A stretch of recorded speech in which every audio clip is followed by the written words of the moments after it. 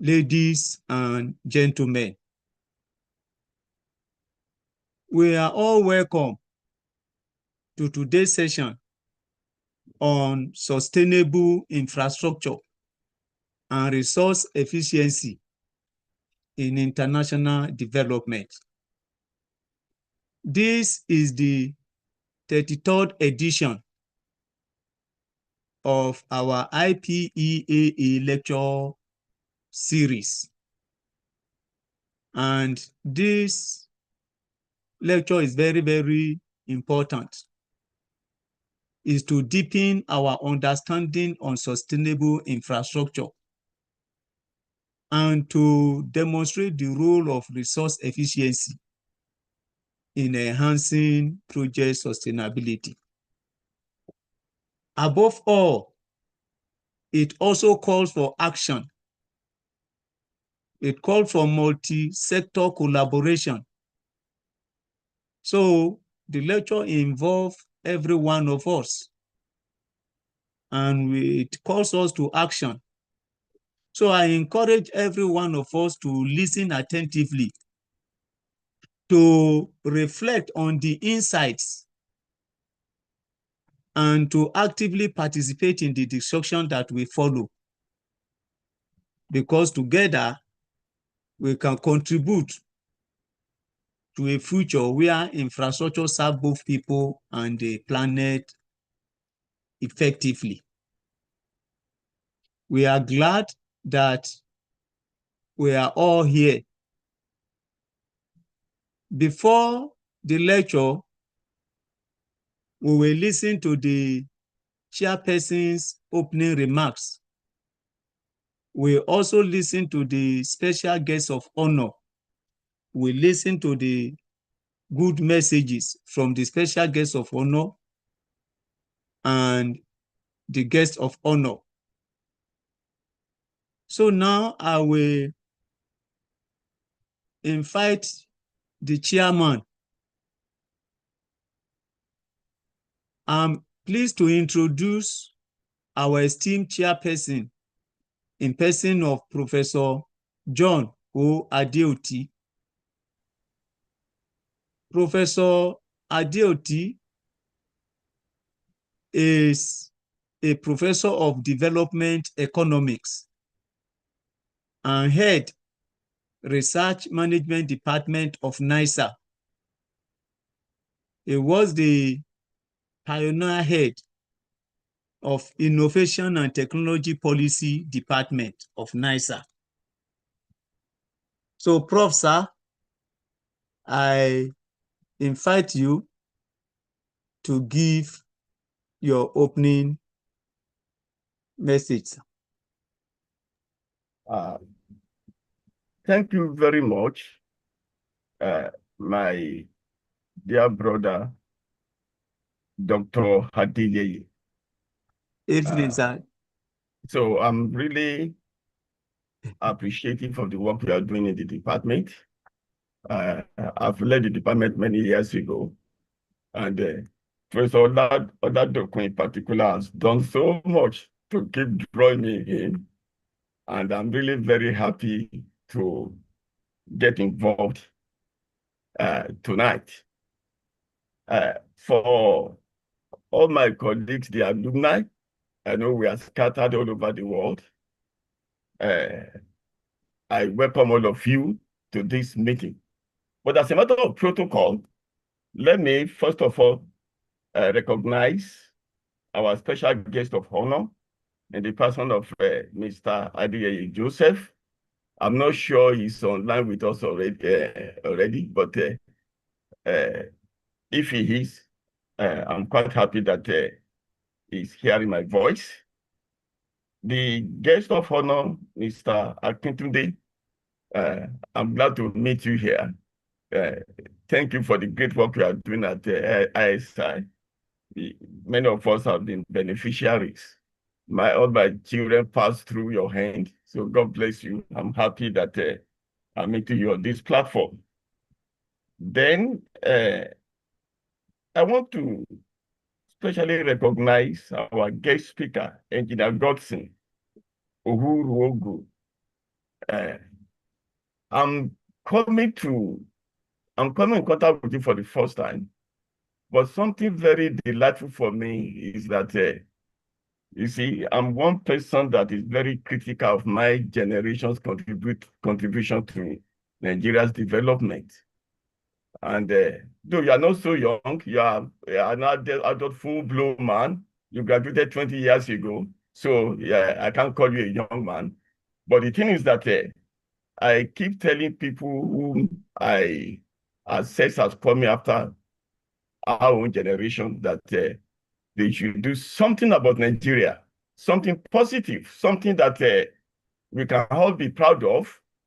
I'm happy that with the little I've checked about track and the work Engineer Godson is doing, I'm happy that we have such an esteemed individual, somebody, an accomplished person making great contributions to our national development to speak with us tonight.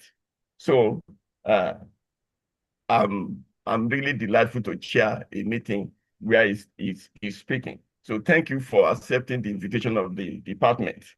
Thank you, sir. Now, ladies and gentlemen, I'm going to make a few remarks. To be specific, I'm going to make 3 points. Without preempting the guest speaker, I think these remarks I'm going to make will help sharpen our expectations from today's lecture. Like, I'm an economist.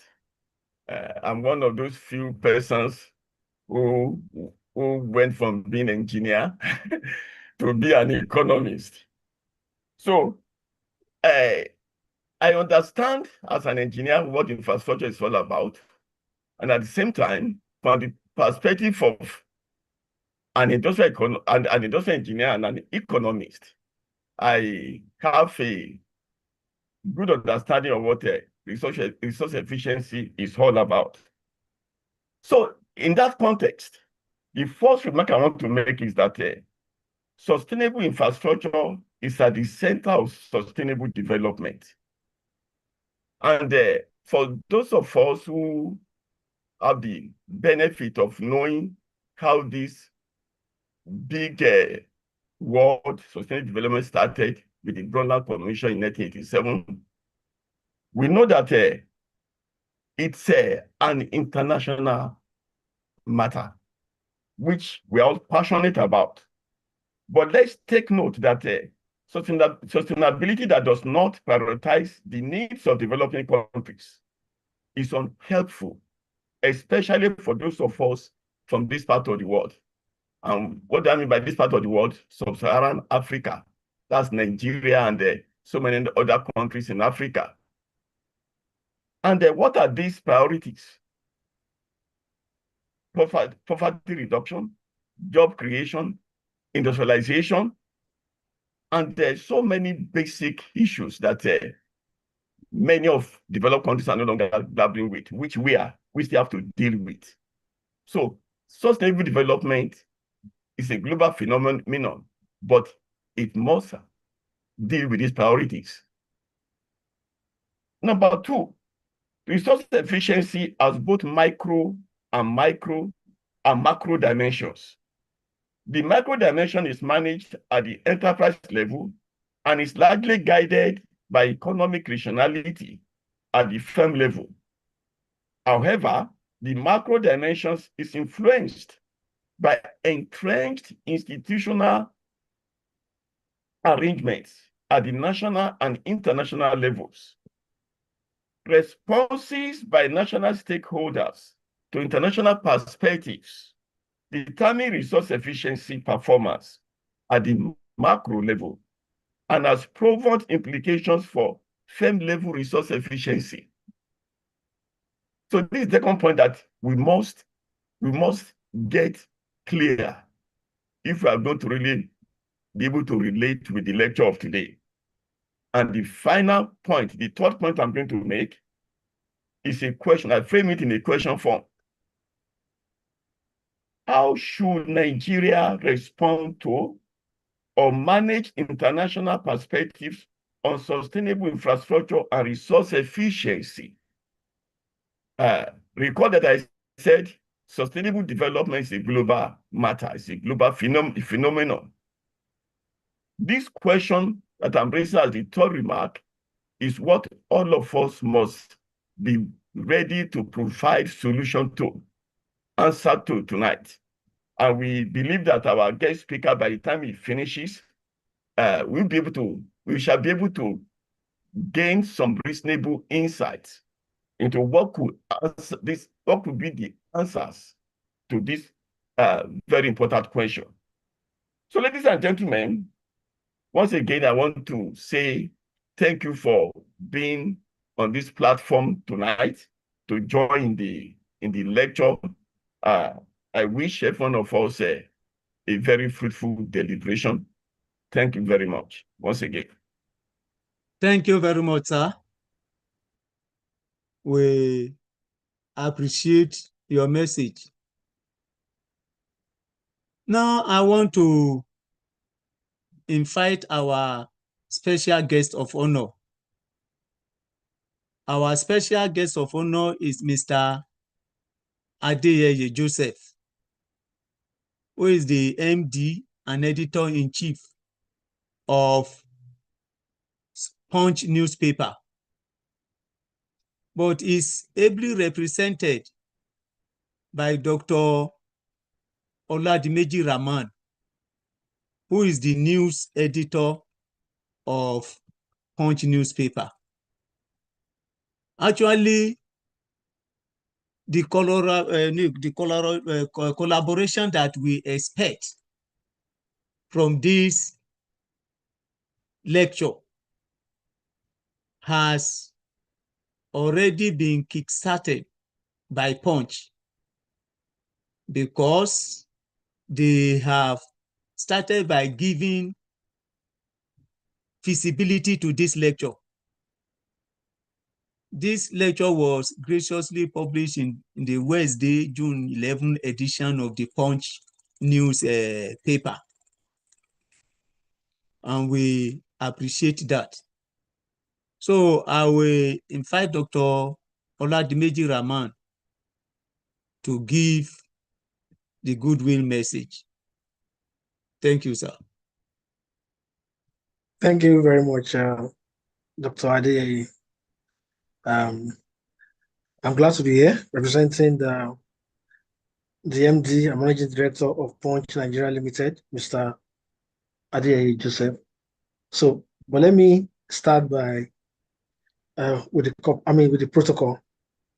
The chairman of this esteemed gathering, Professor John Adeoti, the guest of honor, Mr. Y. Akintunde, the guest speaker, Engineer Godson Orogu, the moderator, Dr. A.D. Adeyeye, the host and head of Department of Industrial and Production Engineering, University of Ibadan, Professor V.O. Oladokun. Distinguished ladies and gentlemen, good evening. It is indeed a great pleasure to be in the gathering of scholars, academics, and students and engineering experts this evening, representing the MD and Managing Director of Punch Nigeria Limited, Mr. Adeyeye Joseph. Mr. Adeyeye Joseph is an intellectually inclined person, and he would have loved to really be here to engage with this gathering. Unfortunately, other equally pressing engagements have kept him away. So he has sent me to deliver to this gathering, and the organizers is very high regard for this program and for this gathering. On a personal note, for me, it is sort of a homecoming, because I am an alumnus of the great University of Ibadan. I graduated 2009 from the Faculty of Veterinary Medicine. But during my time as an undergraduate, I was an active campus journalist because of my passion for journalism. And that is what has connected me with Punch, where I've worked for over a decade now. And currently, I serve as the general news editor. So my MD, he has observed the trajectory of the IPEAA, and the idea of this laudable monthly monthly lecture by the association. We understand that it is, it is an initiative to bridge the gap or to foster the relationship between the town and the gown, such that, the idea that business side within investor environments beneficial to the larger society, that connection is sustained. My MD believes that this is a very good initiative, and it commends the association for the efforts that have gone into sustaining it. This one being the 33rd edition. Now, the topic of today's discussion, which is sustainable infrastructure and resource efficiency, international development perspective. It is very apt, and it's a germane topic because our country grapples with the challenge of infrastructural deficits.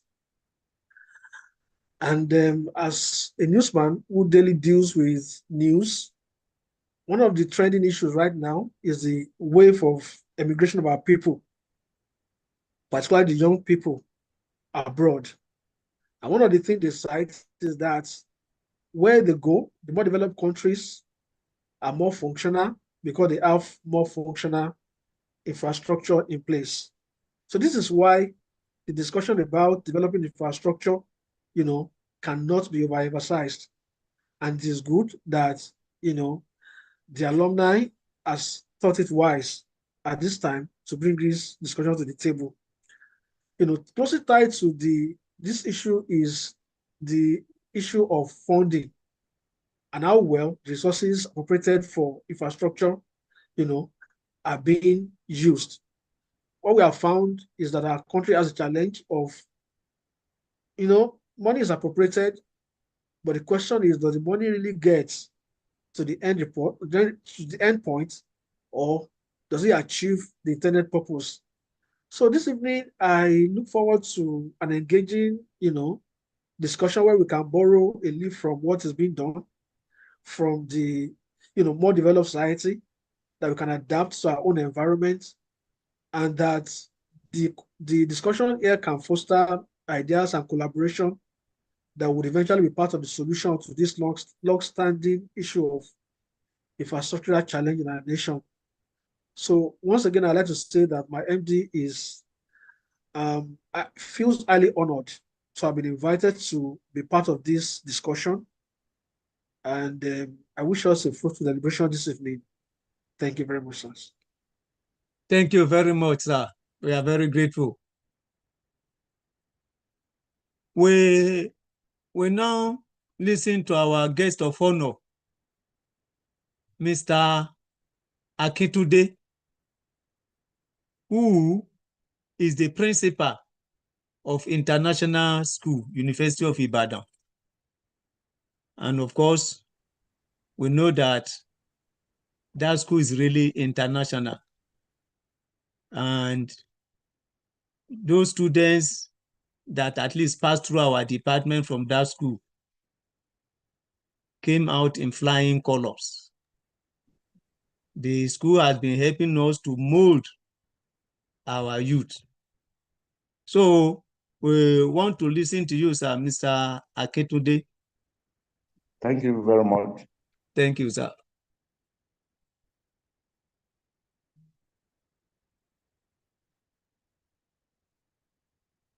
Thank Professor Dr. Ladokun for inviting me to this event. Distinguished guests, esteemed alumni, and honor lecturers, it is my pleasure to extend one greeting to the 23rd IPEAE Alumni Online Lecture. As principal of the International School, University of Ibadan, I'm honored to be part of this prestigious event, which brings together industry experts, academics, and alumni to share knowledge, experience, and invitations. When I was first invited I think 32nd of this edition, I was a little bit busy in the school. But Prof keep on asking me that I can participate. So I'm really grateful for this opportunity. I think about IPAA, for those who may not be familiar, IPPA stands for Industrial and Production Engineering Alumni Association, which I believe that the group is dedicated to fostering connections among alumni. Then two, promoting professional development, supporting industry engagement, and to enhance the reputation of the Department of Industrial and Production Engineering at the University of Ibadan, our great institution. I commend the Department of Industrial and Production Engineering and the IPAA for their unwavering commitment to fostering industry engagement, knowledge sharing, and innovation. Their efforts have not only enhanced the reputation of the University of Ibadan, but have also contributed significantly to the development of industrial and production engineering in Nigeria and beyond. The theme, Sustainable Infrastructure and Resource Efficiency, International Development Perspective, is particularly relevant in today's world, where sustainable development, environmental conservation, and resource efficiency have become increasingly present. I'm confident that the insights that our guest speaker, Engineer Godson Oshoguru, a renewed expert in this field, will provide valuable perspectives on how to address these challenges and promote sustainable development. I encourage all participants to engage actively in this discussion, ask questions, and explore ways to apply the knowledge gained to drive positive change in their respective fields. I appreciate the effort of the organizers in creating a platform for networking, collaboration, and mentorship, which are essential for professional growth and development. Now, to the IPAA Alumni Association, I wish you continued growth, excellence, and relevance in shaping the future of industrial and production engineering. I wish the 33rd IPA Alumni Online Lecture a resounding success. May God bless your endeavors, and may your collective effort contribute to the realization of a more sustainable and prosperous future for all. Thank you. Thank you very much, sir. We Yes, appreciate you. Yes, sir. So we are getting closer to the climax. There are key words in the topic: sustainable, infrastructure, resource efficiency, and development. And as we are getting closer to start the lecture, just as we have been told by our previous speakers, we should be ready. So I will call on Ms. Latifat Oseni. Latifat Oseni is one of our students who has just graduated. She was the best graduating student for the 23-24 session. and we are proud of her. We want to invite you to give the citation of the guest lecturer, Engineer Goldstone Ohoruagu. Show me. I'm done. Latifat. Good evening, sir. Yeah. Good evening, everyone. Good evening, everyone. Yeah, we are hearing you. Thank you. Good Okay, evening. okay. Yeah. Here is the citation for Mr. Godson Orogu. Godson Orogu holds a BSc in Industrial and Production Engineering from the University of Ibadan, Nigeria, and an MBA from University of Leeds, United Kingdom. He is a seasoned expert in agribusiness, SME development, youth entrepreneurship, innovation, climate-smart agriculture, market systems, and private sector development with over 20 years of experience. Godson currently serves as the CEO of Track Mechanization Service Limited, where he leads efforts to revolutionize agricultural mechanization in Nigeria.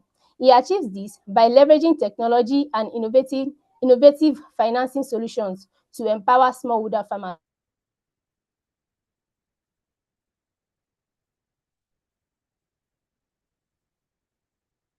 His leadership, Track, Nigeria's leading international donor agencies and government ministries to drive mechanization penetration, shape policies, and implement impactful projects.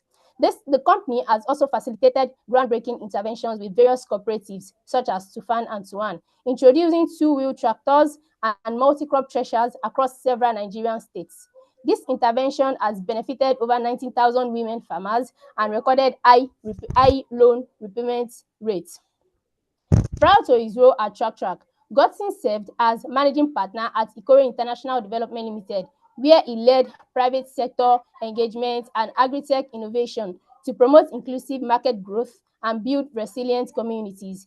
He played a pivotal role in several high-impact projects, including the $140 million USAID West African Trade and Investment Hub, where he managed private and public service sector engagement and value chain competitiveness.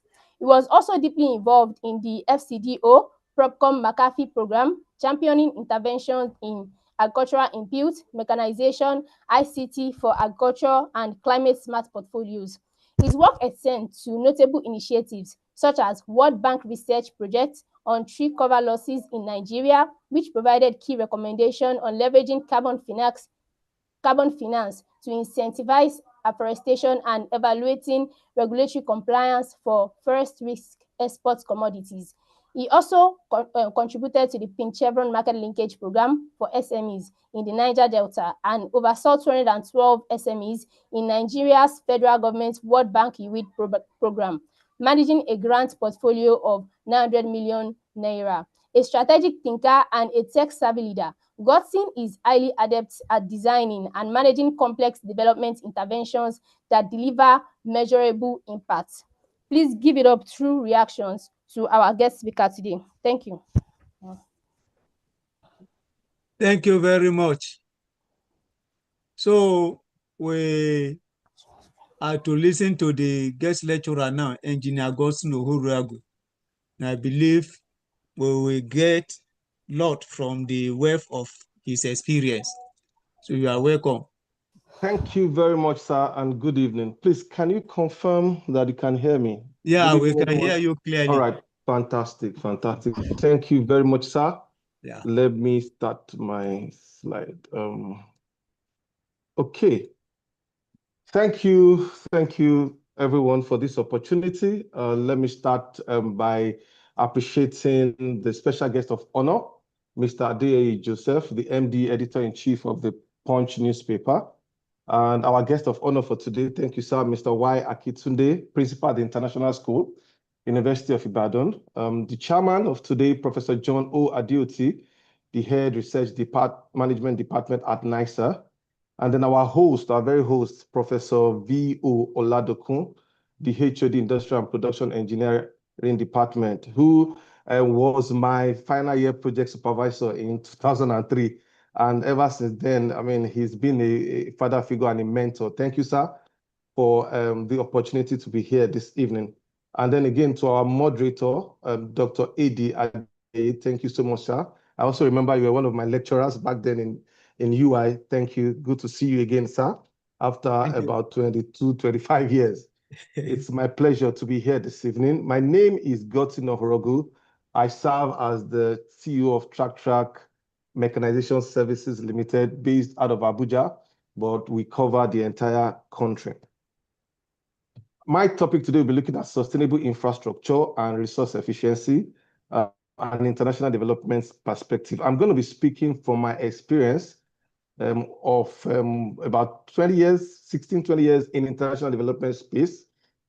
I started my career in the banking industry. When I left school, I worked in the banking industry for some 4 years. I then from there started a consulting business where I was working with businesses in the Niger Delta, helping them to develop capacity and to help them to scale their businesses.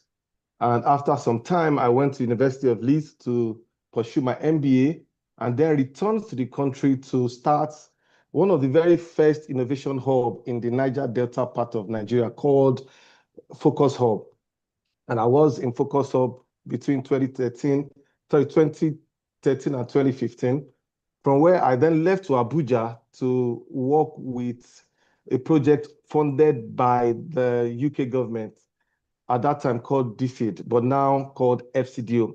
The project at that time was PropCom, promoting proper opportunities in commodity market, where I was a senior program manager, focusing or looking at portfolios around market inputs, or agri inputs rather, for smallholder farmers. What do we call, what are these inputs for smallholder farmers? You say seeds are inputs, you say fertilizer is an input, you say crop protection product, what people will call agrochemical. After some time, experts came together and thought that agrochemical was not a good name to call, such products, because again, they thought it was affecting the environment. So they renamed it crop protection product. And then you also called a tractor or any other farm machine as an input. So I then started working in that space. And for 4 to 5 years, we had very amazing, groundbreaking innovations and technology that supported, several projects, several organizations across northern Nigeria, across the 19 northern Nigerian states, to make sure that the average smallholder farmer who, was earning less than $1 per day, who, sits at the bottom of the pyramid, who does not have access to some basic items of life, how do you work with them so that their livelihood can be improved? And for another 4 years, I was there before I then moved on to the West Africa Trade and Investment Hub, a program of the US government looking to fund SMEs across West Africa, agri-SMEs across West Africa. And my business basically was making sure I identified the ones that needed the sort of intervention and support, given my vast experience, and that I was able to do before I then founded the Track. And I will say a little bit about Track in 1 or 2 slides from here. In my presentation, we will look at, I already talked about my work experience in international development. We'll look at the objectives, we'll look at Track, we'll look at sustainable, we'll try and put a definition around sustainable infrastructure. We'll try and put a definition around resource efficiency. And then I'll just say a little bit about my perspective. I'm still learning, and I love what the chairman said. I'm still learning. I'm young, I'm also old, I'm maybe in between, and I will be very open to, contributions, questions, conversations on this, on the floor here today, and what every other person has to say concerning my contribution. Then I have the summary and then the closing. Basically, let me quickly categorize international development, or what some people will call the NGO space, into 5 categories, but some people can argue that it's more than 5. I would like to call one of the categories the economic growth sector, okay? It's about 5 sectors. The economic growth is looking at entrepreneurship, is looking at agricultural innovations, is looking at youth and women interventions. And then I also talk about, there's also the health category, there's the education category, there's the policy category, and then there's the climate and environment category. I have spent most of my life around the economic growth category. And by that, we mean the youth and entrepreneurship and agri space under that economic growth. And in that economic growth category, we love to look at the individual. But before I continue, infrastructure or development is about humans, okay? Any intervention or any infrastructure that is being developed, that will be developed, that has been developed, that is not for humans, that does not factor humans into it, is not an infrastructure, it's not a development, it's dead on arrival, because it's humans that will use these systems. It's humans that will interface with whatever it is that we are building or we are developing. If humans are not considered in the development, in the design and what have you of any intervention or any infrastructure, then it's dead on arrival. So in international development and in the economic growth space, we tend to look at the one person, that person who, let's say, is at the bottom of the pyramid, and you can see to my right, the Maslow's hierarchy of need, that one person that is at the bottom of the pyramid. All that one person wants is food, shelter, water, rest, right? They do not care about the big cars of this world. They do not care about the big houses of the world. They just want to survive. They earn about $1 or $2 at the end of the day. They just want to eat, right? And that person is at the core of any market system. And this market system is the theory that supports our work in economic growth. It's saying that every human being interacts in the market, and the forces of demand and supply will affect that person. While some people may have a voice in this market, the people at the bottom of the pyramid do not have a voice, all right? Because they are actually impacted by a whole lot of things around them. They're impacted by infrastructure, they're impacted by research and development, they are impacted by skills issues, they're impacted by law issues, they're impacted by regulations, they're impacted by government, they're impacted by everybody is impacting on them. So in economic growth, what we then tend to do is to say, how do we work with all the forces around this person who is seated at the core of this donut, right? How do we work with every other function around the person such that the person can actually earn a living, all right? How do we work with the infrastructure? How do we work with R&D? How do we work with skills and capacity, issues? How do we work with other related services so that by the time we are done, this person now has a voice. This person can now decide how they earn, what they earn, and how they survive, how they move on in life. And that's basically what we do in economic growth. And then let me say this, my submission this evening will be very much around economic growth and some of the infrastructures and machines and what have you that we have, worked on over the years. I will quickly, my objective this evening is, number one, to deepen everybody understanding on sustainable infrastructure in development context, demonstrate the roles of resource efficiency in enhancing project sustainability, highlight the strategic role of engineers and technical professionals in development programs, and then promote multi-sector collaboration and local participation in infrastructure delivery. Is very, very important. A lot of us have said very, very interesting things this evening about infrastructure and the need for collaboration, not just for the private sector, also the public sector and every other player in the system or in the ecosystem. About track where I currently work, let me say this, one of the things that my development using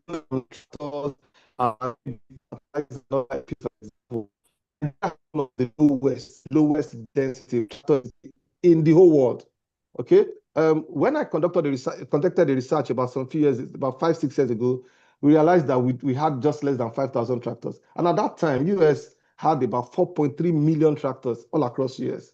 How do we mechanize a country that does not have the basic tool? How do we improve the infrastructural situation of a country that doesn't have the basic tool? And because of that, I took particular interest in mechanization.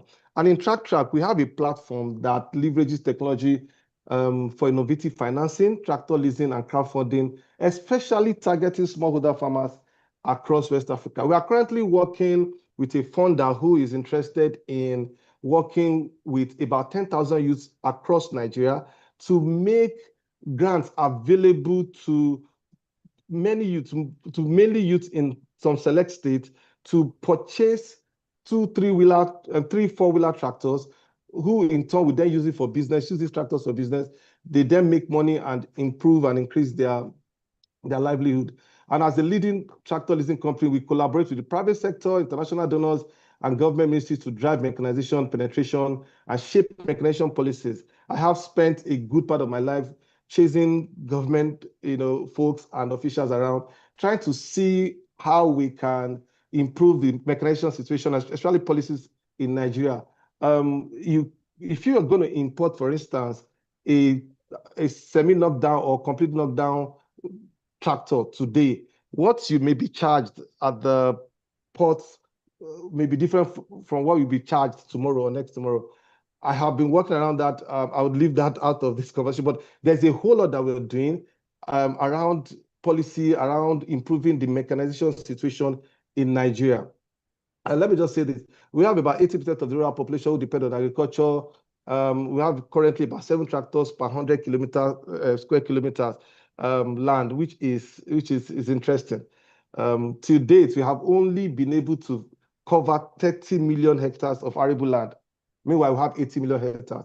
There's no way we can do more than that because we do not have these tools and the expertise to cover that. And that is one of the things that I have made a personal goal, a personal vision to make sure that in my lifetime, the mechanization situation in Nigeria is greatly improved.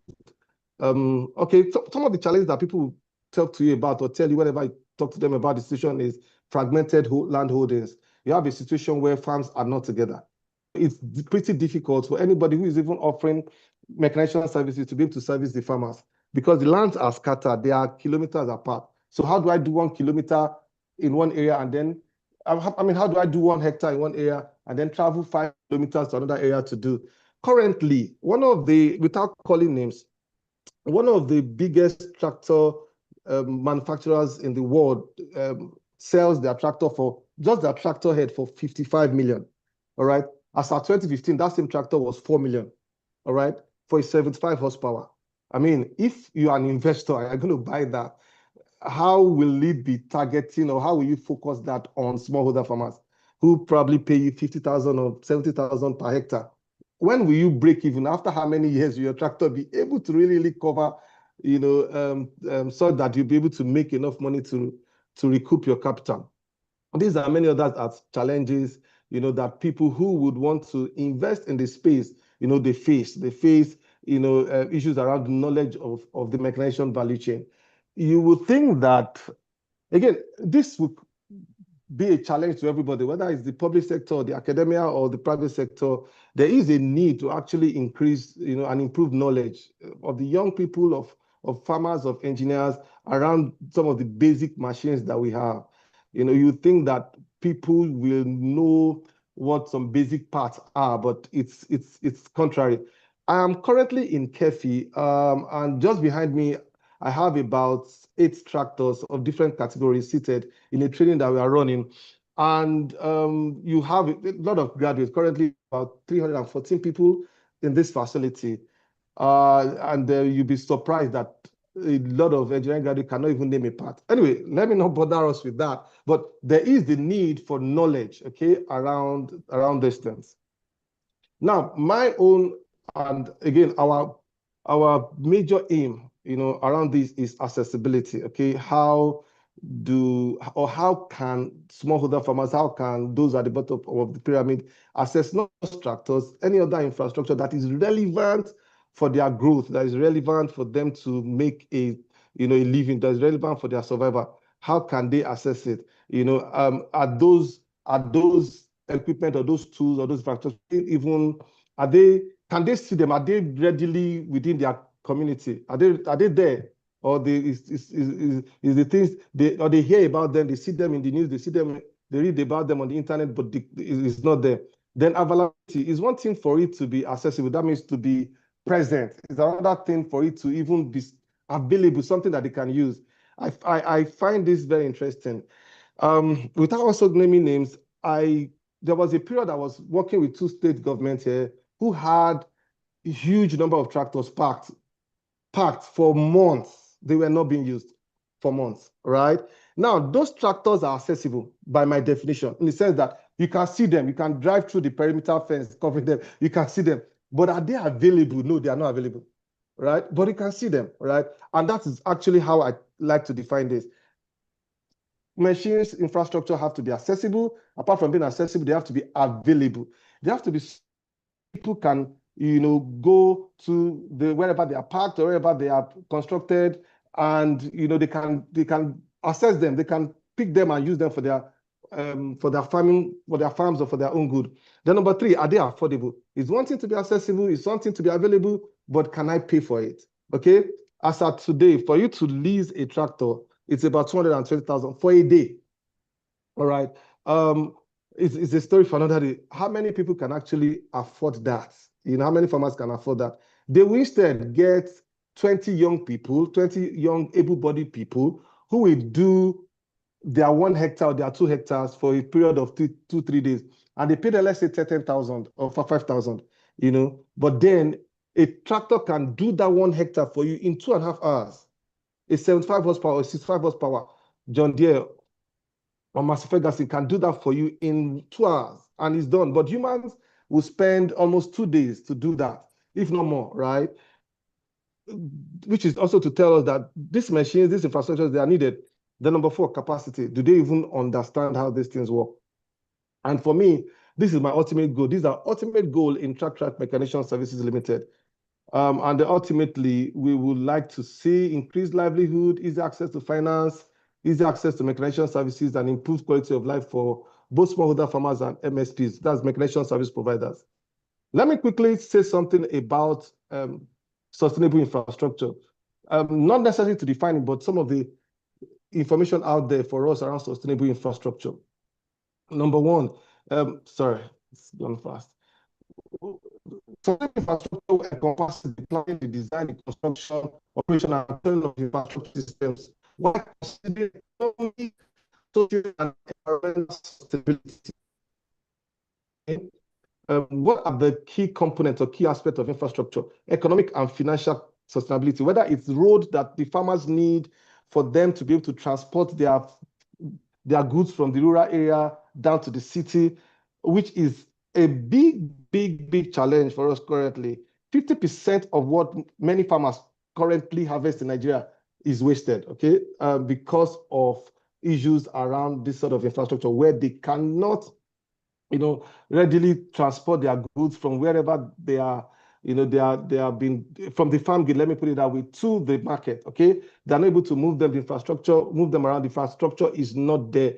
The storage system is not there. The warehouses are not there and all that. Whatever it is we are doing, okay, in infrastructure development, we need to ask ourselves that question. Is it even viable? First of all, is it something that has, that has a cost benefit, and a cost benefit analysis has been done on, and it has a value for money? You can design, you can design for all that I care, you can design anything, you can construct anything, but is it viable? Is it sustainable? Can people actually afford that? Is it available? Is it affordable, right? And that's what the question around economic and financial sustainability is about, right? Is the long term, does it support economic growth? Is it within minimal cost? Then social sustainability is a very, very good question, right? Is it useful, right?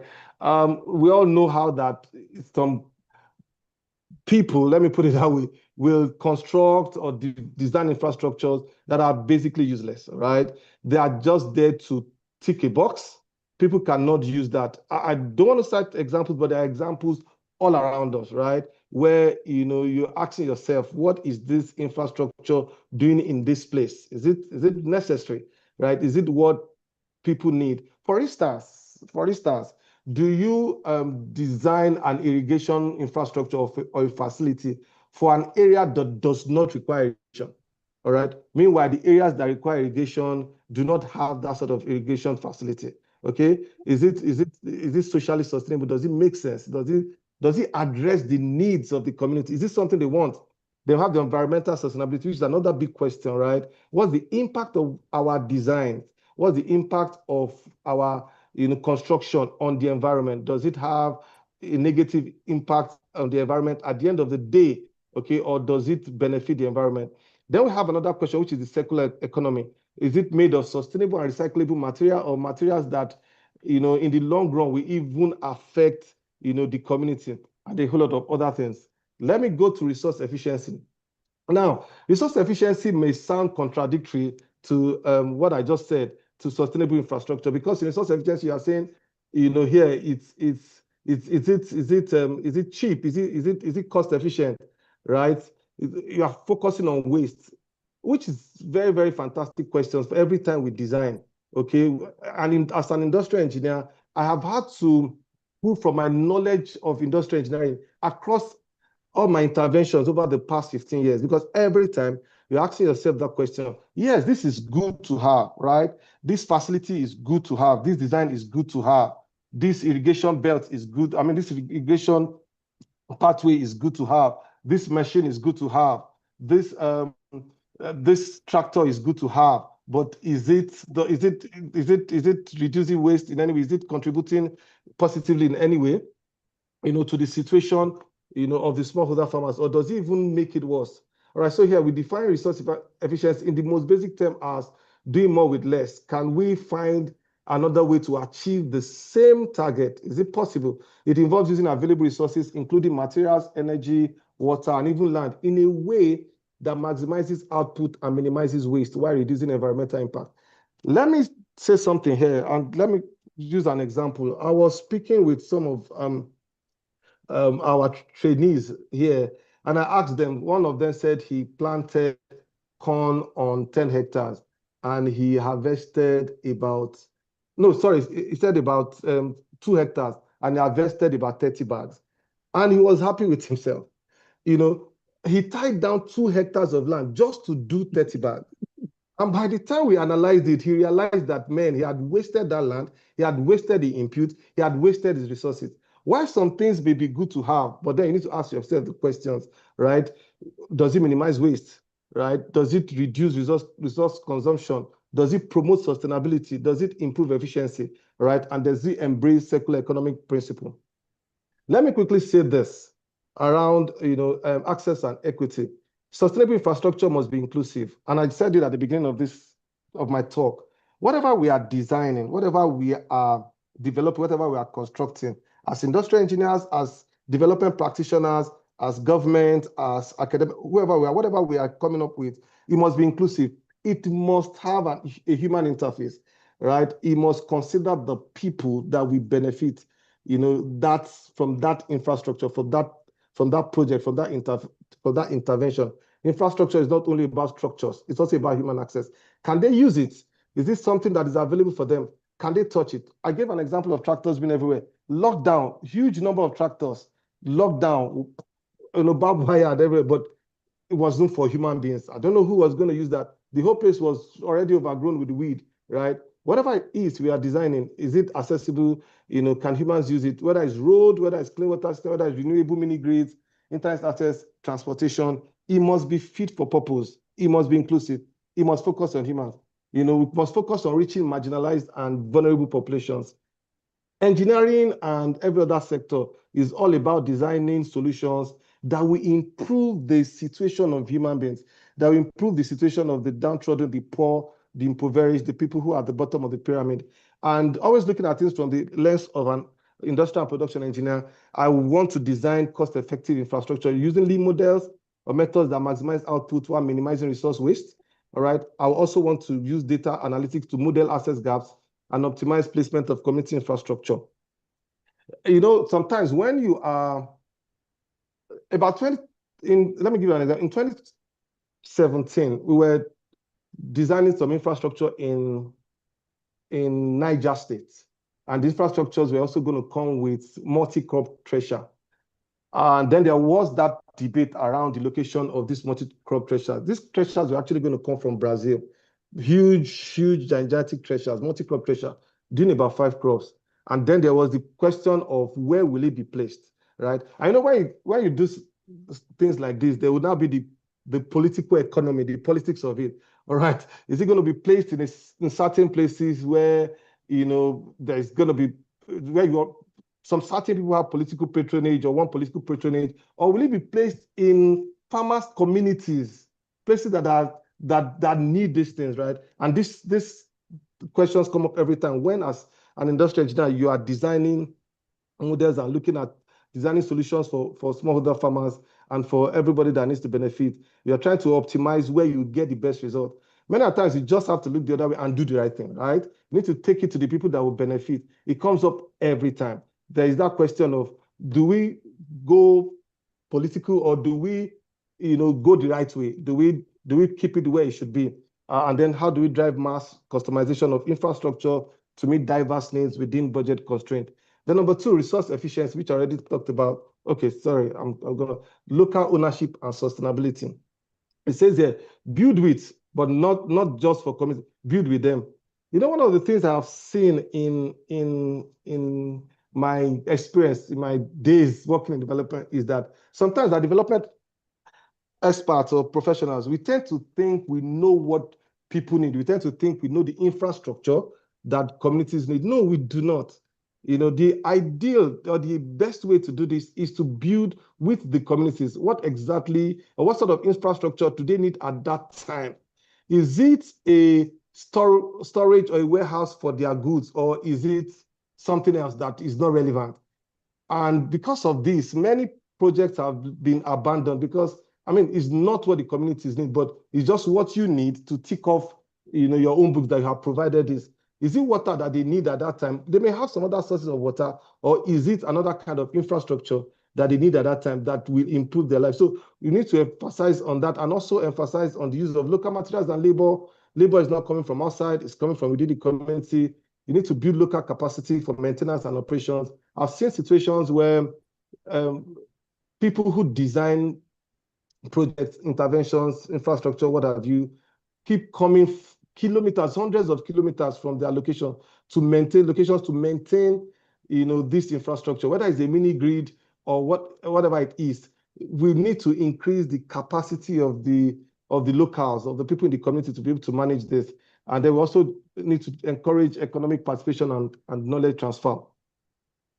Number three, resource efficiency as a development lever. Efficiency is not a luxury, it's a necessity, okay? Resources is not unlimited. We have limited resources, all right? There is a need to always optimize for cost, energy, materials, and time. There is also a need to always ensure for scalability and resilience in donor-funded context. Because again, you will not be there forever, okay? Whatever it is that we are designing as an infrastructure must be such that can outlive us, that can be there longer than us, right? It must be based on this principle. It's a necessity. We must consider all the options we have and design for scalability and for the long term. And from the IP lens, you're looking at the lean manufacturing. And truly, like I said, I have come to every day, I appreciate my background in industrial and production engineering. If I had the opportunity, I would do industrial and production engineering again and again, right? Because you then see the relevance, of everything that we're taught, in school, in everyday life. You see it in everyday life. Whether you are moving, or you are working with fertilizer manufacturers in Apapa, to move 50 tons, 100 tons of fertilizer across Nigeria in 5, 10, 11, 15 trucks, whatever, you are always optimizing, you are always calculating which one goes first, which one comes last, and a whole lot of other things. And this is where, our knowledge as industrial and production engineers, come into play and then to design. Then there is the issue of climate and conflict sensitivity. I don't know, it's been a while I interacted with the with engineering faculties, but I want to believe that engineering courses now cover this, all right? Or at least efforts are being made to cover the issues of climate and conflict sensitivity in our designs. Okay, we need to design for what is happening. We are not insulated or immune from what is happening currently. Whether it's it's flood, it's heat, it's drought, whatever it is, our designs must recognize these issues. They must factor these issues because we live on Earth and we face these issues. So whatever it is, we need to design for climate shocks, whether it's flood, whether it's heat, whether it's drought. We need to design for conflict zone, whether it's modular, relocatable. resilient setups, whether it's something that we can easily move if there's problem. And we need to also be able to account for political fragility and displacement. This happens almost every time. Then, what is the implication of this for alumni and professionals? My call to everyone here this evening is for us to rethink our models, our interventions, to rethink our designs. Do they speak to, access for humans, or are they, like one of my friends would call them, nice to have? Are they things that we just want to have to make us happy? Do they in any way improve the situation of humans?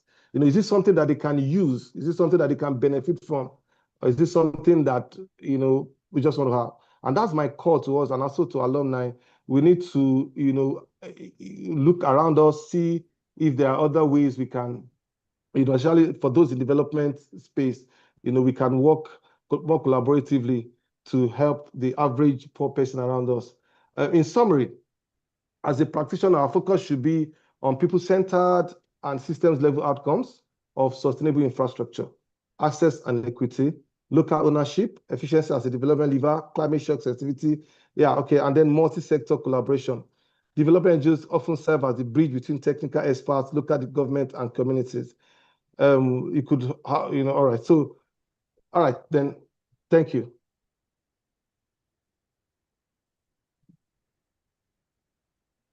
Thank you very much. All right. That's a very rich delivery. Thank you, sir.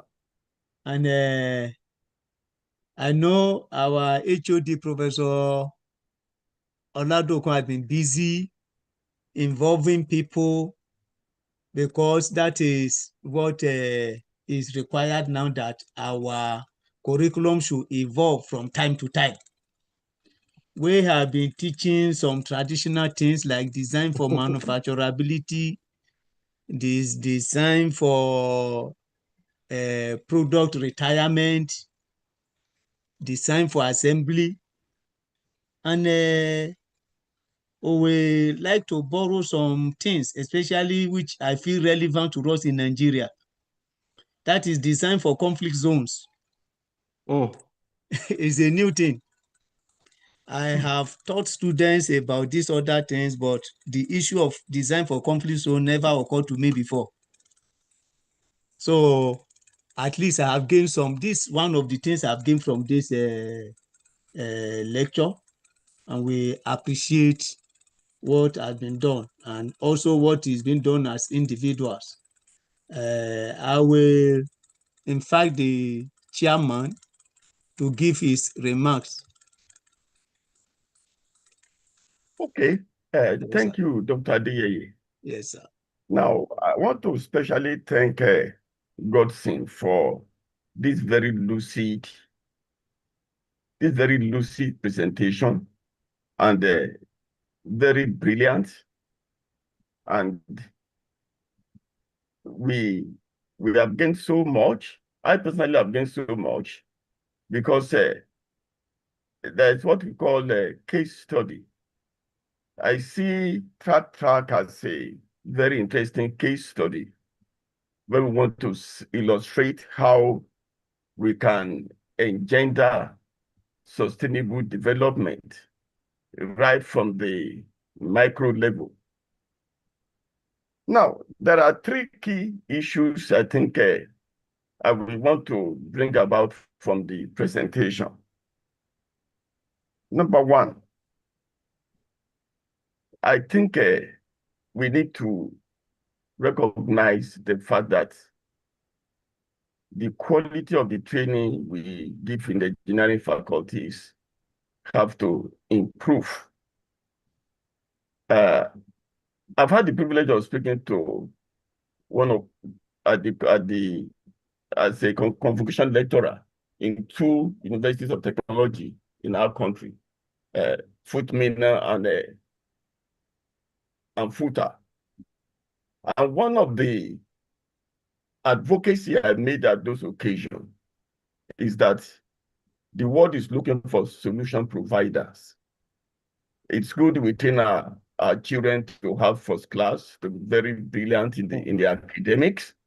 But out there, the world is looking for solution providers.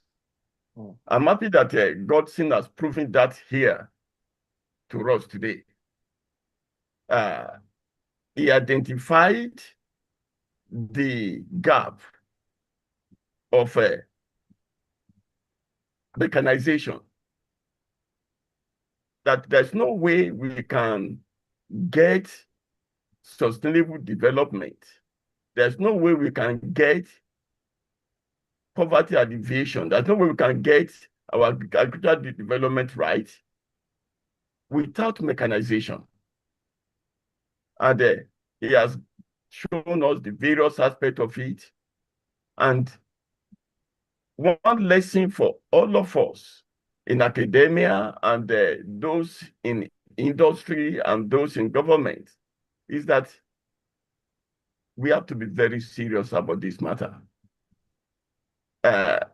Many countries in some, let me say many countries, let me just say a few countries in Asia in particular, who were at the same level of industrialization as we were some 60 years ago, they've gone far, far, far ahead of us.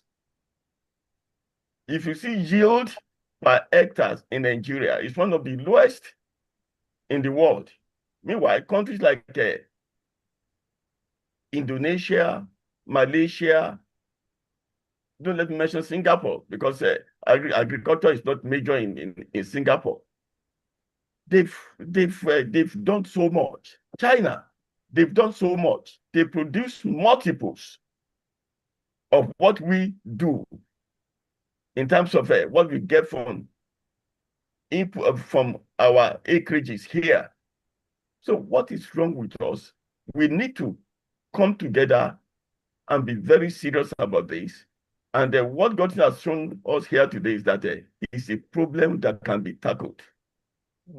The second point I want to make has to do with the fact that there's only one planet, one Earth for all of us. And sustainable development is about how do we save the Earth? How do we ensure that what we get from the planet today, generations to come after us, we're able to get the same value. Okay? We cannot continue to do production the way we have been doing it over many, many generations. And if we are going to do something different, those of us in academia, we must be the people who will do that with our children that we raise in our faculties to get them to get it right from the time they are young. Okay? It's good we're having the type of Godson who is fortunate to interact with some development partners. And now he's talking about sustainable infrastructure. He's talking about sustainability and resilience. But we will do better if we can ensure that we get our children in various faculties to get it right from when they are young. And of course, we can even go down the line to basic schools. And this is done in many developed countries. That right from the basic schools, children are taught about sustainability. Okay? So these are things that we can get right if we make up our mind, if there's political will to do it. Because the major obstacle to development in this part of the world is political will. Those countries that have developed like China, Singapore, Malaysia, who were like us six decades ago, they got it right mainly because they had strong states with political will to develop. The third point I want to make quickly, because of our time, has to do with the role of engineers in development. About 20 years ago, I was fortunate to meet the man that wrote Kick Away the Ladder. He's a South Korean professor of economics. Okay? And he told me, he said, the people that developed the blueprint for South Korean development some 60 years ago, he said they were engineers. They were not economists. He too is a professor of development economics, but he made this confession to me. So engineers are critical to development in any nation. And that is why it's very painful that in this country we invest so much in engineering training. We have universities of technologies. And after we have invested so much in these trainings, our best go abroad. We lose them to America, we lose them to Western Europe, and we seem not to bother. It's a very sad thing, and we must do something about it. How to retain the best of our engineers here. And let me also quickly say this. International development is not about developing Africa. And our policymakers must know this. People in government must understand this, that international development is structured in such a way that countries like Nigeria, countries like Ghana, Sub-Saharan Africa will continue to produce, to supply inputs for industrial world. It is we that are going to decide that we want to change the narration. And that is why, ladies and gentlemen, every one of us must find ways of producing in Nigeria, use Nigerian-made products, like this tractorization. If as long as we cannot produce tractors in Nigeria, as long as companies like machine tool industries in Oshogo will lie waste, let me tell you, ladies and gentlemen, we are unserious about mechanization. We must be able to produce the tractors, okay?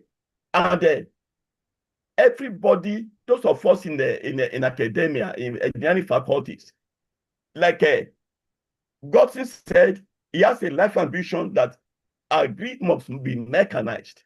We must train our children to begin to have a life ambition. If some children graduating our schools have the ambition of saying we must produce tractors, we must produce so many other things, I tell you, if we have the necessary political will to galvanize them and to organize them, our development problem will begin to be solved. Well, let me just stop here. There's so much to say to what Godson has presented this evening. I just hope that by God's grace, some of the remarks that will come out of this meeting will get to the right places where they can hear our voice, and in Nigeria we can start to be more reasonable in our approach to sustainable development and resource efficiency. So thank you very much. Thank you very much, sir. So we want to hear from Dr. Oladimeji Rahman, that is representing Mr. Adeyeye, the editor-in-chief of Punch newspaper. Thank you very much, sir. Yes, It sir. has been an enriching session. Mr. Godson has delivered a very inspiring, inspiring insights into mechanization of agriculture in Nigeria, and it leaves a lot of yearning in one. Because in Nigeria, I believe there are more peasant farmers than mechanized farmers, and then one begins to agitate one's mind that what is being done to bridge this gap all this time, particularly now that we are confronted with the issue of food crisis, food shortage. I wouldn't know. I mean, what TrackTac is doing is very laudable. And then, I'm wondering whether there is a collaboration between the company or an engagement between the company and the government, because I do not think that in one corner an individual can achieve so much. I would like to see a situation where this is more broader based, and then it's more widespread with government collaboration. So this is what is getting my mind as I was speaking, about this issue. And then my one other question that I'm seeking answer to is, the idea of mechanized farming is so good and it would help solve a lot of problem for us. So, but I'm wondering what is really the issue from the expert perspective from from the engineer. What's the main issue? Is it, lack or deficit of knowledge? Is it government? Is it the will, uh, political will on the part of government, or is it both issues now? I would like him to speak to this issue. Why we have not moved? Why we are not moving faster from peasant farming to mechanized farming, in spite of development that we see around the world and that we could borrow a little from. Thank you very much, sir. Thank you, sir. Engineer Hurogo, I hope you have noted that question, because when it's time of question and answer, I already have a question. Yes, sir. Okay. And just to reinforce what he has said, recently, I think I heard in the news that Ekiti State government created some clusters of lands where youths that are interested in farming can come and have, instead of having just isolated locations around. When you apply your tractor to till a land in a particular place, you have to move another distance to get to another small portion of land, which I think seems to be in agreement with some of the things you have said. So I don't know, like he has said, if you have some collaboration and with government.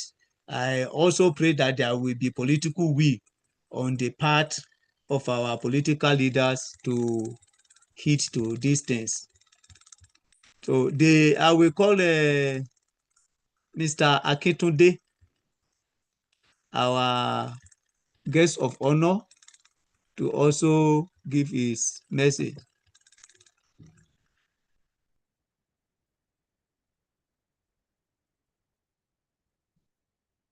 Our Mr. guest lecturer for well-given,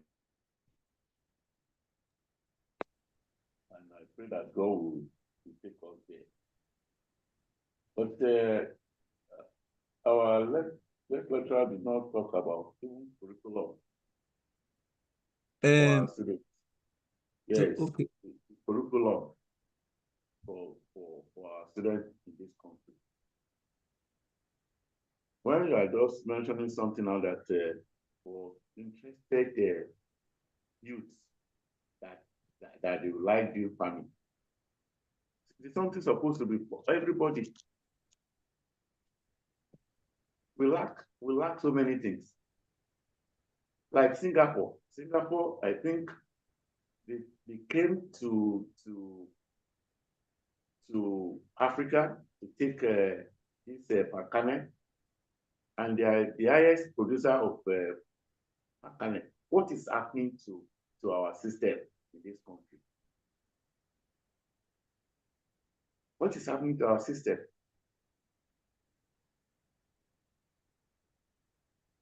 Cost of things have gone up. Nobody's ready to work. Nobody's like you said, the tractor, they are somewhere there, the life valued, they are not using them. Whether it's a political or whatever, I don't know. But we need to be more serious with our mechanized farming. What can we do to make people to work?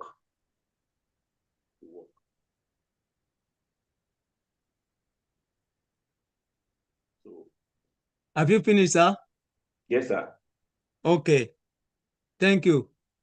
I hope our lecturers also noted that question.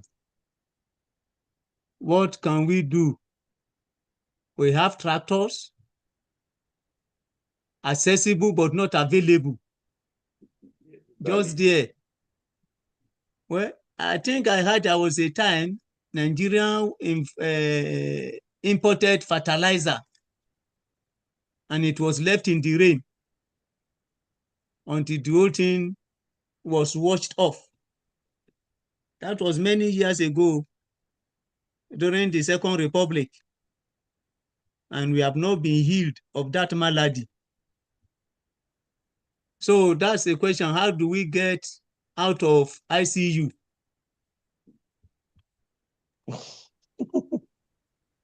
The Lord will help us. So we have some of our senior members, police within the department and outside, also attending this lecture.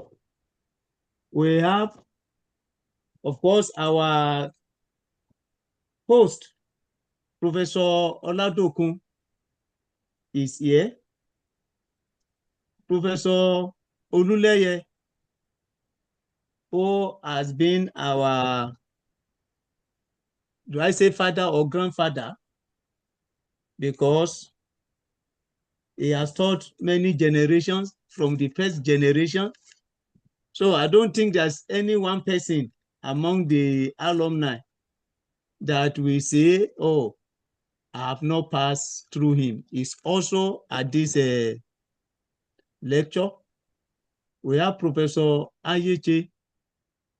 We have, I saw Professor Deride, Professor Oyetunji, Dr. Kolawole, Dr. Bolarinwa, Dr. Muiwa, and many like that. But I will want to invite Professor Oluleye to also give his comment.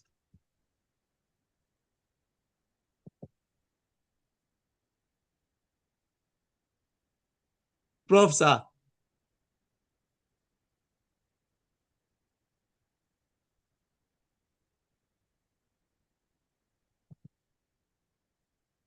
Okay. Maybe, I hope we are hearing me. Yeah, you are not allowing me.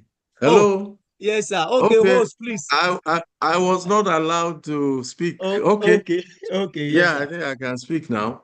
Yes, sir. Thank you very much. I think I put in the chat very thank you to Godson for taking up a problem that can leapfrog us, into at least being able to sit in the Committee of Nations. Agriculture is supposed to be a blessing to us, but unfortunately, the drudgery has detracted from productivity. In fact, one of the things I was going to ask Godson was, what is your experience with energy efficiency? There's this theory that the energy expended, energy times time is constant. If you use a big tractor, high energy, you use less time. If you use your hoe, low energy, you use a long time. And so the idea of appropriateness and solving the problem of non-contiguous farmlands. So it's good to listen to your experience.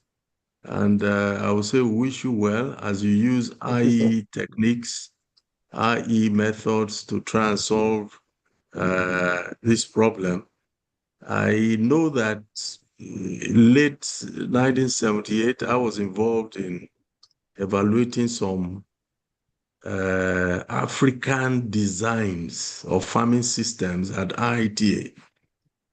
There was a Tinkabi tractor that you could move forward and backward at the same time, without a clutch, but nothing really came out of such designs because those who would put down money were not interested. They were more interested in imports. So as you grapple with the problem, it's a complex one, but I think you have the tools. As an IE, well-trained one, I think you have the tools to make a difference. And if there are things you want to push to the department to study with our students, that would be great. So I wish you all the best. Thank you for educating us. And all the best. Well done. Thank you, sir. Thank you, sir. I appreciate that, sir. Thank you, sir. So we want to listen to comments and questions. So if you have any question, you can please signify by raising up your hand.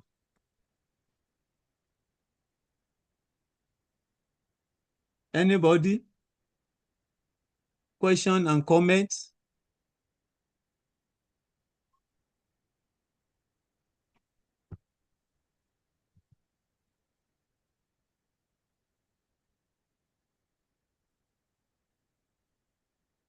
I can't see any hand.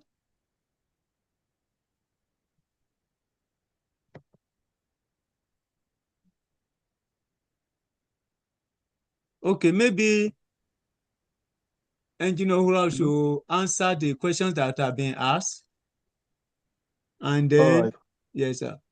All right. And Thank you then very much, sir. at the end, you give your final remarks. All right. Thank you very much, sir. Thank you very much for the questions. On the question around the challenges and why we are not growing as fast as we should be, especially regarding mechanization, there is the issue of the lack of investment in that space. And this happens because some would-be investors, when they see, the role that the government is playing in the system, tend to withdraw. Okay. Again, I'm also trying to be very careful, with this, but let me use a story to illustrate this. Some fertilizer manufacturers wanted to really sell fertilizers, different brands of fertilizer, NPK, urea. It was about 5,000 bags they wanted to take to a particular state. But just before they moved to that state, they heard that the government was doing an intervention and every farmer was going to get a certain number of bags of fertilizers. So by the time they now moved, farmers refused to buy because they said that our government promised us fertilizer. But you know how that ends? At the end of the day, the fertilizer from the government didn't come. They did not buy. And this happens, with a whole lot of other, product and intervention. You have a situation where, farmers are waiting for the intervention of the government that has been promised. And that then impacts on investment because people who should be playing in that space are being disrupted because of a promise that may never happen. And in addition to that, again, there is the issue of the cost of importation. And like I said, a tractor head that was like 4-5 million in 2015, dollar devaluation, naira devaluation, and a whole lot, is that like 55 million? How many can an investor, buy?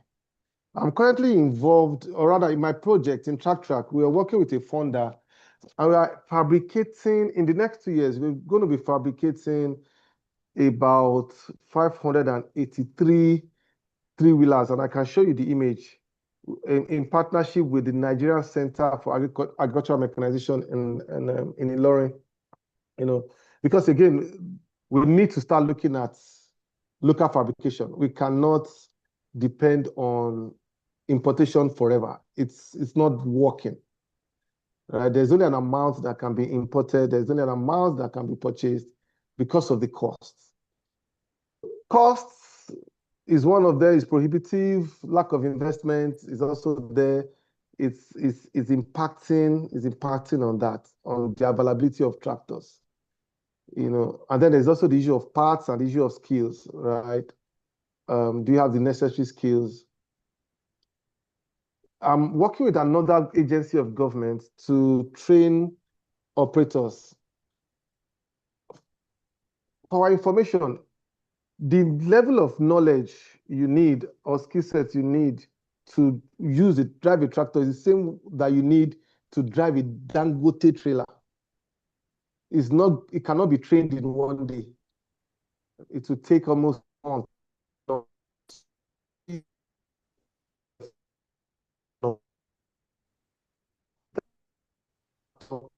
know, after the person can create some damages. So yeah, there's the cost issue, there's the investment issue. But let me say this to Dr. Ramon. From August, we are embarking on a nationwide investment promotion drive, right? And also a policy drive. And we are already speaking with a lot of people in government because we want to raise the conversation, really. You know, July, August, September, Lagos and Ibadan, at least for those two states. You know, the first event is going to be on the 17th in Abuja, 17th of this is July. And then there'll be one in Lagos in August, another one in September, you know, where we want to start having these conversations, where we want to bring everybody together. We need to have this conversation. I did this once in 2018, 2019. It gained traction. There was a policy developed. There was a draft policy somewhere that didn't go beyond a certain point. But now some stakeholders have approached me to say, okay, can we go back to this policy? And it's all about mechanization policy, right? I mean, Nigerian mechanization policy. How do you make it a living document? How do you make it into a law so that it then begins to, you know, it begins to work for us and all that. So I guess I'll come to you, Dr. Ramon, you know, soon to see what, I mean, we can do together to put some fire and voice to that. I hope does that in any way answer that question? Yeah, it's resonates with me, and I'll be more than willing to actually collaborate with you, whichever way I can to push this conversation forward. Yeah. Fantastic. Thank you, sir. Then on the issue of collaboration, okay, I thought I've said something about that. Some collaboration, yes, with Ministry of Agri, with a number of government agencies. We are speaking, we are talking, right? It takes time. These things take time. The wheel takes time. It takes a long time. But I'm very, very optimistic. I'm very, very optimistic. I'm positive that it's going to work. Not youth currently involved. All right. So, you know, sometimes when you work with different funders, they have, you know, some sort of target, you know, areas that they would like for you to work in. They can point to some states and say, can you work with youth around this particular state? Because from their own, you know, research and findings, they think that those youths are more impoverished than the others. But we are working on some other programs that we covered in 36 states. Yeah, and it will be out there. And if possible, maybe the information will be shared with everybody present here. What can we do with accessible but not? Yeah, ICU issues, sir. I mean, this is government, right? We can only just continue to play our part, right? And we just continue to engage. That's the word. We just continue to engage and to engage and to engage because it's possible. There's no need buying equipment. Oh, I was in a warehouse some 2-3 years back. Warehouse, my God, massive machines, all sorts. I'd never seen those sort of machines, but they were packed there for like a year. Massive, massive. You know, and you know, I was like, how else? You know, but again, let me leave that. Big warehouse. I was quite impressed with the array of things I saw there, but they were also there. They've been there for a long time. They can move out of that space. They can get to the hands of those that need them. They can come out of ICU. You know, then experience around energy efficiency. Sir, so well, there's something in Yoruba that talks about humans, the leg is faster than a car, but it's the body that will tell. Humans can actually do a whole lot, but for how long? You know, there's this thing we say in development that the animal drought, you know, the cows they use for plowing the field, you know, become so hard when you eventually kill them and sell them. In fact, nobody can eat those cows because they have become so hard, so difficult to chew by the reason of the number of years they worked in the field, right? And I like to use that illustration when I speak with people that that's also what happens to the human body when you don't eat the human body, but you know, it becomes a lot more difficult. On the efficiency, a 75 horsepower can do, let's say, 5 hectares in a day. You know, a diesel engine can do better than a gasoline engine. Now we are beginning to have almost solar EVs, electric powered tractors that are using less energy. And I think that though some people will say is a future thing, I think it's also now. We can start looking at that, right? The cost of diesel at a time, went so high that farmers could no longer afford to buy diesel for their tractors. Because I mean, how do you spend so much buying diesel? How much will you charge to lease a tractor, right? Yeah, so energy efficiency, EVs are the intern. It's possible, but maybe one day at a time when we go from gasoline to diesel to then EVs. But yeah, 75 horsepower, 65 horsepower have the best ratings, and they give us more results than every other type of machines currently. I know time is far gone. Sir, let me hand over to you. Let me go back to you.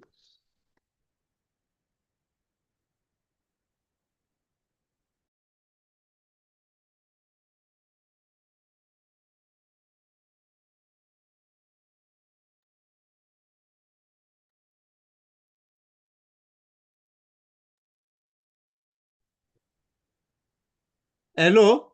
All right, sir, we can hear you. Okay, thank you. Yeah, before we give vote of thanks, our host, Professor Oladokun, has been here. He might have one or two things to say before we close. Anything, sir? Well, thank you, sir. Thank you, Engineer Godson Urugu, Thank you, sir. Mr. Supply Chain. We are proud of you. Thank you, sir. We are glad that you are doing us proud. Thank you, and sir. I want to encourage you that let's keep the work. You may be surprised what few people are determined to change their society can achieve. You don't really need a crowd. One of the most inspiring story I've read was Chief Obafemi Awolowo's story, how they started the action group. There were not many. No, the action group there were not many. The meeting they had in Adekunle Ajashi's house, their determination to bring development to the western region of Nigeria then. They were very young people. And to make education available for a lot of people. And if you know what they achieved, and within the space of less than 10 years. Each time I read those stories, I believe that few people are determined to impact their countries can do a lot. And you can see that God has a way of even creating voices. Today you have gotten a commitment from Dr. Ramon Oladimeji, and you know what it will take to walk into Punch and interact with them. And so I want to thank you. I want to thank my friend Delia, who brought us to Punch. I want to thank everybody here, and our dear engineer Okpadare will do the vote of thanks, but I just want to thank you all for coming to this program. I want to thank Professor Odenide in particular for his outside the country, and he woke up early, in that country to listen to us. Prof, we are very glad that you are here, and all our mentors who are in the house, Professor Luleye and everybody. Godson, thank you for this beautiful lecture. We are extremely proud of you. Thank you, sir. Thank you, sir. So we are grateful, and we appreciate all of us that have stayed to listen to this lecture. And I know that we have some take home. We have realized that those of us in the academia, there are things we need to do more, not only in terms of the curriculum, but also in our presentation. Policymakers and engineer Ohuruagu and his company, they have given us example that as individuals, there are things we can do in our own little corner. And I believe that these take-homes we work on them as individuals. I will call on Engineer Okpadari to give vote of thanks. The HOD has already thanked Okpadari himself. We appreciate what you are doing on your team in the engagement team. We appreciate you. We want you to come up now and give vote of thanks.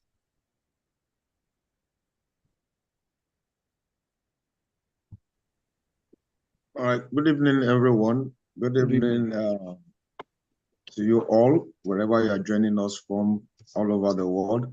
It's been an honor to once again be at the 33rd Alumni Lecture Series. I want to say thank you to our our chairman, Professor John Adioti, for chairing this event. Our special guest of honor, Mr. Joseph Adeyeye, the MD of Punch, ably represented by Dr. Ramon. To our guest of honor, Mr. Akitude, it's a pleasure having you here this evening. Thank you, our moderator, our host, Professor Ladokun, and our moderator tonight, Dr. Adeyeye, for this great privilege that you've had. And to our guest speaker, once again, thank you for gingering us again. You know, your passion speaks a lot to the topic, and I hope that more people like you and every one of us will begin to at least believe in this country again and begin to see how we can make little changes in our corner. Earlier this week, one of our students that had his industrial training at your organization, Track Mechanization, was giving an overview of his experience there and the work he did. And it's a testament to what you've shared tonight. And we hope you will continue in this trajectory. I want to say thank you, everyone, for always staying true with us, our fathers in the department, everyone in the engagement team, university community, friends from the industry, who always see it as a point of duty to attend these lectures. And I hope, gradually is going to make a difference in our lives and also in our society. Once again, thank you everyone for being here tonight. It's a pleasure having you. Thank you. We look forward to seeing you again at the 34th Alumni Lecture Series. Thank you and God bless. Good night. Thank you very much.